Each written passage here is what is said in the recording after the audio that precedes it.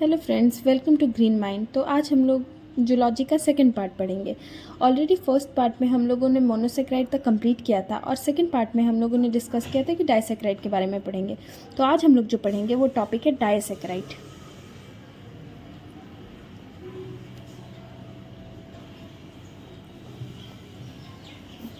Disaccharides, तो disaccharide basically है क्या?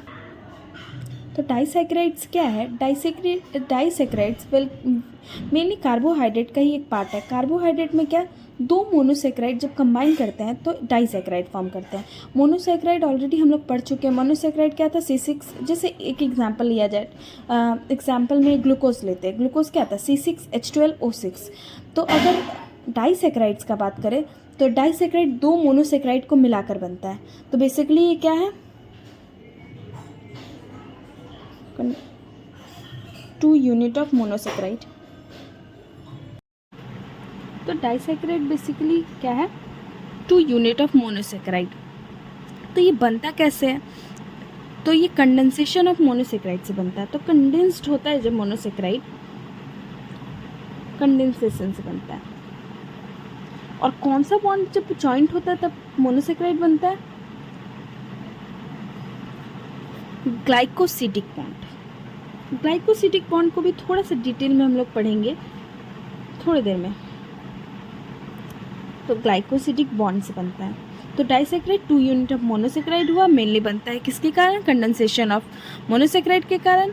और ये जॉइंट होता है बाई ग्लाइकोसिडिक बॉन्ड के द्वारा। तो अब अगर इसका जनरल फार्मूला, जैसे हम मोनोसेक्राइड का फार्मूला हम लोग उसको अगर उसके कार्बन के बेसिस पे उसको डिवाइड किए थे तो वो बेसिकली 6 या 5 टाइप का हुआ था, जैसे ट्रायोज, टेट्रोज, पेंटोज, हेक्सोज। तो उसी तरह अगर डाइसेक्राइड का हम लोग जनरल फार्मूला देखें तो ये दो मोनोसेक्राइड को मर्ज करके बन रहा है। तो इसका अगर फार्मूला का बात करें तो ये हो जाएगा C12H22 एंड O11। ये हो जाता है जनरल फार्मूला ऑफ डाइसेक्राइड। और ये हाइड्रोलिसिस ऑफ डाइसेक्राइड होता है। ये कितना मोनोसेक्राइड को कंटेन करता है? 2 मोनोसेक्राइड। इसीलिए उसमें मैक्सिमम देखा जाए तो C6H12, जैसे ग्लूकोज को लेते हैं, C6H12O6 था। तो इसमें क्या होता है? कार्बन का अमाउंट, कार्बन का नंबर 12 हो जाएगा। और ये 2 मोनोसेक्राइड को कंबाइन करके बन रहा है। कंबाइन कैसे कर रहा है? With the help of glycosidic bond saccharides. Clear? Next, अगर हम लोग स्ट्रक्चर का बात करें तो ग्लाइकोसिडिक, इसका जो मतलब ग्लाइकोसिडिक कोई भी बॉन्ड अगर बनता है तब किसी चीज़ का फॉर्मेशन होता है या स्ट्रक्चर होता है। तो इसका जो लिंकेज फॉर्म्ड होता है, मतलब बेसिकली डाइसेक्राइड का लिंकेज फॉर्म होता है। स्ट्रक्चर या फॉर्मूला का बात करें, स्ट्रक्चर, तो ये एनारोमिक कार्बन्स होते हैं जो 1 शुगर के एनारोमिक कार्बन या हाइड्रोक्सी ग्रुप दूसरे के हाइड्रोक्सी ग्रुप से कंबाइन करके बनाते हैं। तो जैसे हम बोले थे ना ग्लाइकोसिडिक पढ़ेंगे, तो ग्लाइकोसिडिक बॉन्ड के बारे में बात करें तो ग्लाइकोसिडिक जो बॉन्ड था, जी भी लिखते हैं, okay. Glycosidic bond again 2 type का होता है। एक alpha glycosidic bond and second one is beta glycosidic bond. तो अब ये अल्फा भी हो सकता है, बीटा भी हो सकता है, वो डिपेंड करता है उसके ओरिएंटेशन पे। बेसिकली OH ग्रुप लगा कहाँ है? OH ग्रुप अगर अगर इसको एक्सप्लेन करके बताना चाहें तो डाइसेक्राइड फॉर्म हो रहा है with the help of glycosidic bond. और ग्लाइकोसिडिक बॉन्ड 2 तरह का होता है, alpha glycosidic bond, beta glycosidic bond. तो अल्फा होगा कि बीटा होगा, ये डिपेंड करता है किस पे? OH के ओरिएंटेशन पे। तो OH जहाँ होगा उसके अकॉर्डिंग ये डिसाइड होगा कि अल्फा ग्लाइकोसिडिक बॉन्ड लगा है या बीटा ग्लाइकोसिडिक बॉन्ड होगा। तो OH के ओरिएंटेशन पे डिपेंड करता है। तो ये हमारा हो जाता है डाइसेक्राइड। तो आई होप डाइसैकेराइड में कोई भी प्रॉब्लम नहीं होगा। डाइसैकेराइड क्या है ये पता चल गया। अगर इसको हम लोग अपने टर्म में अगर लिखने के लिए बात करें तो क्या हो जाएगा, डाइसैकेराइड एक कार्बोनिल है, कार्बोहाइड्रेट है जो फॉर्म्ड होता है कंडेंसेशन ऑफ 2 मोनोसेक्राइड से। और जब ग्लाइकोसिडिक बॉन्ड जब जॉइंट होते हैं तो 2 मोनोसेक्राइड को जॉइन करते हैं तो उसके कंडेंसेशन से डाइसैकेराइड कार्बोहाइड्रेट का फॉर्मेशन होता है। अगर स्ट्रक्चर का बात करें तो इसका जो लिंकेज फॉर्म्ड होता है वो एनारोमिक कार्बन और एक शुगर से मिलकर बना होता है, और वो शुगर के हाइड्रोक्सी ग्रुप पे डिपेंड करता है कि अल्फ़ा होगा कि बीटा ग्लाइकोसिडिक बॉन्ड होगा। और OH के ओरिएंटेशन से ही पता चलता है कि हमारा जो ग्लाइकोसिडिक बॉन्ड है वो अल्फ़ा ग्लाइकोसिडिक बॉन्ड है या बीटा ग्लाइकोसिडिक बॉन्ड है। सो ये हमारा हो गया डाइसैकेराइड। अगर नेक्स्ट पार्ट हम लोग बात करें कुछ एग्जाम्पल्स के बारे में, तो एग्जाम्पल्स डाइसैकेराइड का बहुत हो सकता है। कैसे? वेट, एग्जाम्पल का बात करें, एग्जाम्पल में फर्स्ट एग्जाम्पल हम लोग लेते हैं माल्टोस। कॉमन है, हम लोग सब ऑलरेडी माल्टोस के बारे में पढ़ चुके हैं। माल्टोस क्या होता है? माल्टोस जब 2 ग्लूकोज मिलते हैं तो माल्टोस फॉर्म होता है। तो glucose plus glucose is known as maltose. इसका लिंकेज जो होता है, जैसे अभी हम लोग पढ़े थे लिंकेज से पता चलता है, तो लिंकेज जो होता है वो किस पे डिपेंड करता है? वो होता है अल्फा 1 और 4 ग्लाइकोसिडिक बॉन्ड बनता है।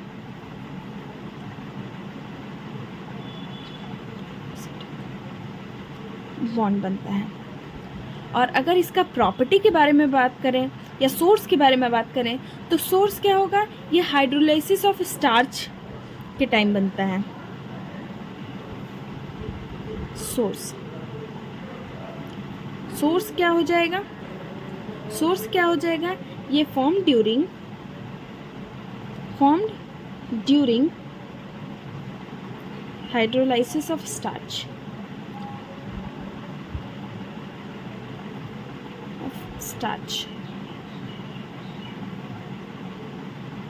स्टार्च प्रॉपर्टी की बात करें तो इसका प्रॉपर्टी क्या होता है? ये एक रिड्यूसिंग शुगर होता है जो खुद ऑक्सीडाइज होता है और दूसरे को रिड्यूस करता है। ये रिड्यूसिंग शुगर होता है।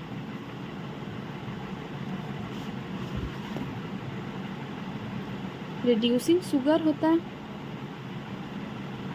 मतलब फ्री एल्डिहाइड ग्रुप होता है एट 1 ग्लूकोज पे। रिड्यूसिंग मतलब फ्री एल्डिहाइड ग्रुप, ये लिखने का जरूरत नहीं है बट स्टिल लिख देते हैं एल्डिहाइड ग्रुप AG। ठीक है। सेकेंड एग्जाम्पल का बात करें तो सेकेंड एग्जाम्पल में हो जाएगा लैक्टोस। लैक्टोस को हम लोग मिल्क शुगर भी बोलते हैं। लैक्टोस मिल्क शुगर ये भी बहुत इंपॉर्टेंट है। अगर इसका हम लोग कॉम्पोजिशन के बारे में बात करें तो ये ग्लूकोज प्लस गैलेक्टोज से कंबाइन करके बनता है गैलेक्टोज। इसका लिंकेज बीटा 1 होता है, इसमें भी 4 ग्लाइकोसिडिक बॉन्ड बनता है। इसका सोर्स होता है ये मिल्क ऑफ मैमल्स में प्रेजेंट होता है। प्रॉपर्टी का बात करें तो ये भी रिड्यूसिंग होता है, तो मैं लाइन से लिख देती हूँ लिंकेज ये बीटा 1 होता है। ठीक है। इसमें भी 4 ग्लाइकोसिडिक बॉन्ड बनता है और सोर्स होता है ये प्रेजेंट होता है इन मिल्क ऑफ मैमल्स के मिल्क में प्रेजेंट होता है। और अगर इसका नेक्स्ट पार्ट के बारे में बात करें, क्या प्रॉपर्टी के बारे में, तो ये भी क्या होता है? रिड्यूसिंग शुगर होता है। 2 एग्जाम्पल इनफ है बट स्टिल मैं एक एक्स्ट्रा बता देती हूँ ताकि कोई प्रॉब्लम ना हो। नेक्स्ट एग्जाम्पल पढ़ने से पहले इस पेज को एक बार रिकैप कर देते हैं। तो डाइसैकेराइड क्या होता है? 2 यूनिट ऑफ मोनोसेक्राइड होता है, इस कंडेंसेशन से बनता है और इसमें ग्लाइकोसिडिक बॉन्ड होता है। इसका जनरल फार्मूला होता है C12H22। तो ग्लाइकोसिडिक होता है, इसका जनरल फार्मूला होता है C12H22O11। ये 2 मोनोसेक्राइड्स के मिलने से बनता है। इसका स्ट्रक्चर का बात करें तो ग्लाइकोसिडिक बॉन्ड तो फर्स्ट एग्जांपल हो जाएगा माल्टोज, कॉम्पोजिशन हो जाएगा ग्लूकोज प्लस ग्लूकोज, लिंकेज हो जाएगा अल्फा 1, 4 ग्लाइकोसिडिक बॉन्ड होता है इसमें। और सोर्स का बात करें तो ये हाइड्रोलाइसिस ऑफ स्टार्च से बनता है, प्रॉपर्टी होता है रिड्यूसिंग शुगर। और अगर सेकेंड एग्जाम्पल का बात करें, second one is lactose. Lactose का कॉम्पोजिशन ग्लूकोज प्लस लैक्टोज के मिलने से बनता है। बीटा 1, 4 इसमें भी ग्लाइकोसिडिक बॉन्ड होता है, प्रेजेंट होता है मिल्क ऑफ मैमल्स में, मैमल्स में। एंड इसका भी प्रॉपर्टी का बात करें तो ये भी रिड्यूसिंग शुगर होता है। अगर नेक्स्ट एग्जांपल, इतना में तो होगा नहीं तो पीछे पढ़ाते हैं।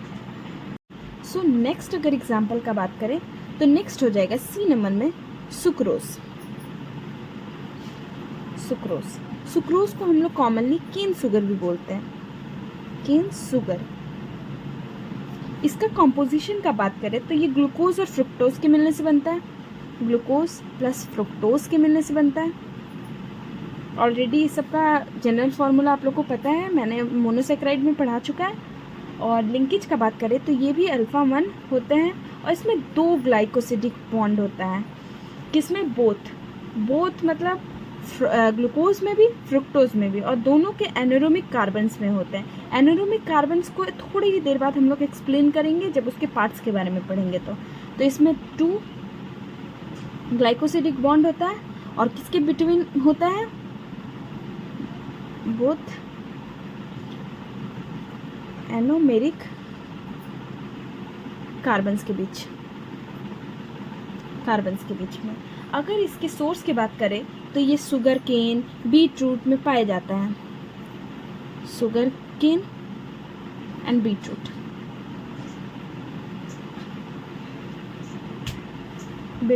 प्रॉपर्टी का बात करें तो ये नॉन रिड्यूसिंग शुगर है, वो दोनों रिड्यूसिंग था, इसमें नॉन रिड्यूसिंग, इसलिए मैंने ये बता दिया क्योंकि दोनों अलग अलग हो जाएंगे। नॉन रिड्यूसिंग शुगर है, ये नॉन रिड्यूसिंग शुगर है, तो ये हो गया। और इसमें कोई भी फ्री एल्डिहाइड और कीटोन ग्रुप नहीं होता है।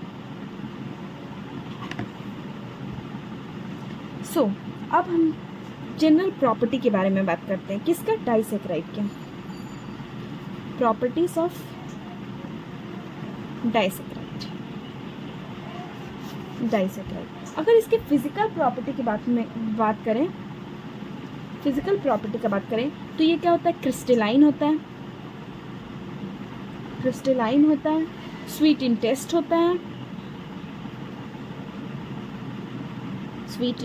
होता है, और क्या होता है? ये सॉल्युबल इन वाटर होता है, इन वाटर। अगर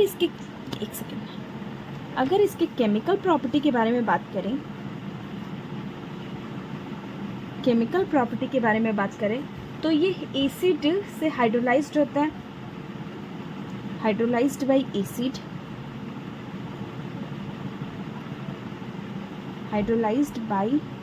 एसिड। और क्या होता है? ये एंजाइम टू सेक्राइड होता है। इसमें रिड्यूसिंग एबिलिटी भी होता है और डिपेंड करते हैं किस पे? इनका रिड्यूसिंग एबिलिटी जो होता है, रिड्यूसिंग एबिलिटी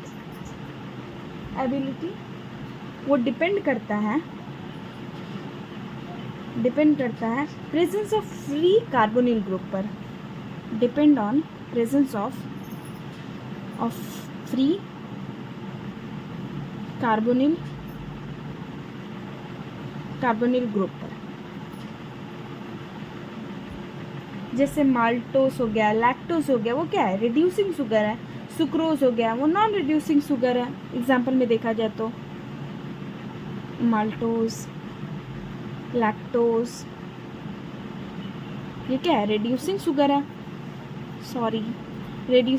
है। सुक्रोज का बात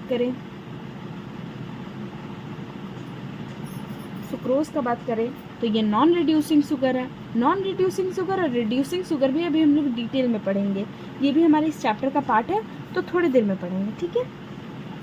अगर बायोलॉजिकल सिग्निफिकेंस का इनका बात करें तो जो माल्टोज होता है वो क्या करता है? इंटरमीडिएट होता है, किसके? स्टार्च के डाइजेशन के लिए। लैक्टोज होता है वो न्यूट्रिएंट्स का काम करता है, किसके लिए? इन्फेंट्स के लिए।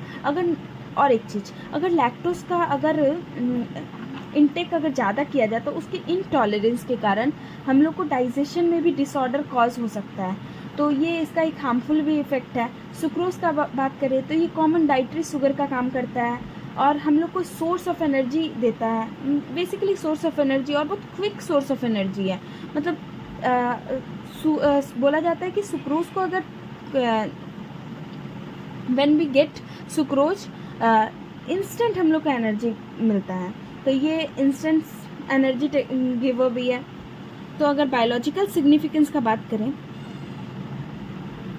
बायोलॉजिकल, तो इसमें कुछ एग्जांपल्स जो कि बहुत इम्पॉर्टेंट है in the view of zoology, जैसे माल्टोस। माल्टोस क्या करता है? इंटरमीडिएट का काम करता है। इंटरमीडिएट इन स्टार्च डाइजेशन में। लैक्टोज का बात करें तो लैक्टोज क्या करता है? ये न्यूट्रिएंट फॉर इन्फेंट का काम करता है। Nutrients for infants. और इसका एक हार्मफुल इफेक्ट है, ये कॉज करता है डाइजेस्टिव डिसऑर्डर अगर लार्ज अमाउंट में किया जाए। Cause digestive. एक्चुअली मेरा वीडियो रुक गया था और मैंने ध्यान नहीं दिया था। तो बेसिकली मैं क्या बता रही थी, लैक्टोज जो होता है वो न्यूट्रिएंट फॉर इन्फेंट्स होता है और कॉज करता है डाइजेस्टिव डिसऑर्डर का।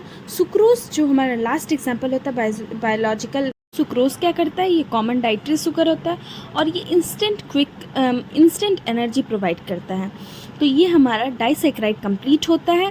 मोनोसैकेराइड ऑलरेडी हम लोग फर्स्ट लेक्चर में कंप्लीट कर चुके हैं। अब हम लोग को थर्ड लेक्चर, लास्ट लेक्चर जो मैं इस चैप्टर का दूंगी, उसमें हम लोग कुछ पार्ट्स पढ़ेंगे, like isomerism of monosaccharide, DL isomers, optical isomers, and some other things like anomers, furanose, pyranose,